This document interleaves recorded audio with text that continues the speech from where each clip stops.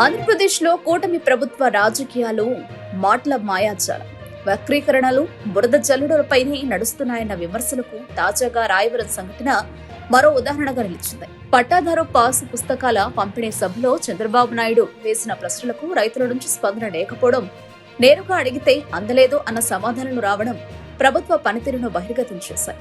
సభ మధ్యలోనే ప్రజలు వెళ్లిపోవడం పాలనపై ఉన్న అసంతృప్తిని చెప్పకనే చెప్పింది. భూముల రీసర్వే విషయంలో గతంలో విపరీతమైన దుష్ప్రచారం చేసిన వారే అధికారంలోకి వచ్చాక అదే ప్రక్రియను కొనసాగించి కొత్త పాస్ పుస్తకాలు ఇస్తుండడం క్రెడిట్ చోరీకి నిదర్శనం. వైఎస్ జగన్మోహన్ రెడ్డి ప్రభుత్వ కాలంలో చేపట్టిన సర్వేకు కేంద్రం ఇచ్చిన ఇన్సెంటివ్లను పొందినా రైతులను భయపెట్టే మాటలే కొనసాగుతున్నాయి. ఇది తెలిసి చెప్పే అసత్యమా లేక ప్రజలను గందరగోళంలో ఉంచాలన్న వ్యూహమా అన్న ప్రశ్నలు ఉత్పన్నమవుతున్నాయి. రైతుల సమస్యలపై నిజమైన సమాధానాలు ఇవ్వకుండా ఆరోపణలకే పరిమితమవ్వడం పాలకుల వైఫల్యాన్ని సూచిస్తుంది. పాస్ పుస్తకాల పంపిణీ ఘటన కనీసం ఒక విషయం స్పష్టం చేస్తుంది: ప్రచారానికి మించి పనితీరు కీలకం.